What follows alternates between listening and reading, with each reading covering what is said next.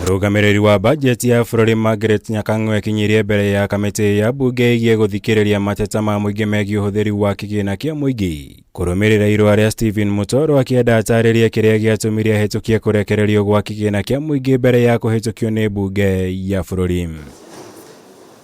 Nyakang'o akĩhũthĩra mweke ũyũ niahithuririe uria athing'iriirio gwĩkĩra kĩrore kurekererio kwa makĩria ma ciringi birioni 15 cia mũingĩ. Ithathatũ cia thirikari kugura kambuni ya Telcom na icio ingĩ cia gũtabania marĩhi tabarira-inĩ itiganĩte cia ũthii wa na mbere.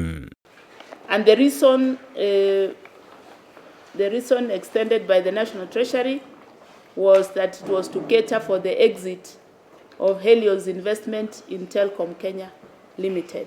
But this again was a big controversy, and I sought to see the resolutions which meeting had approved this, and there were basically no minutes, but I was given a contract document.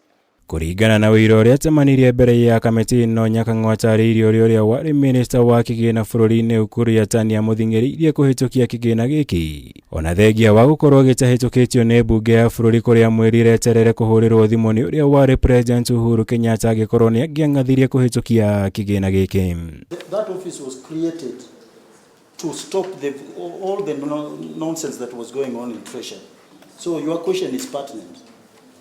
If you see something is not proper, I think my understanding is that you can stop it. You are the controller of budget. That must come out very clearly. So in all these instances, you had a chance to stop it. It is very clear to the country and to us. There are some gray areas.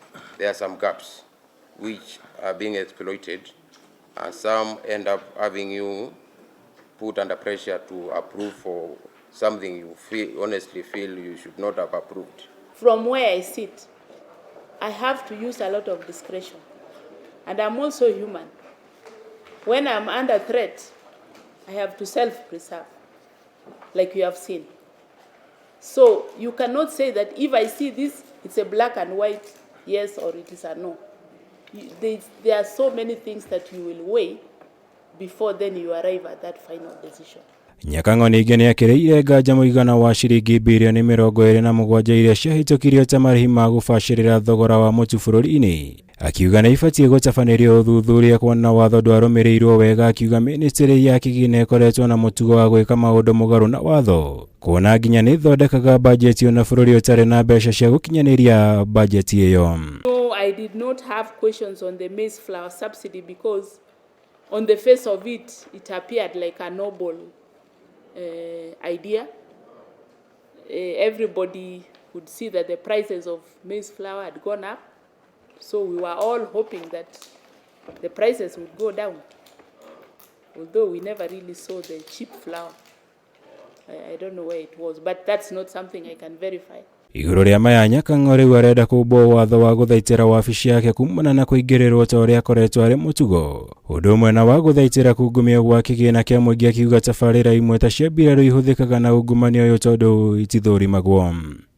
But what I am saying, and which I still repeat, Chair, is that there are loopholes within this law which need to be assessed. And my office needs to be protected. Ngĩribotera Kameme TV, njĩtagwo Mũra wa Gunya.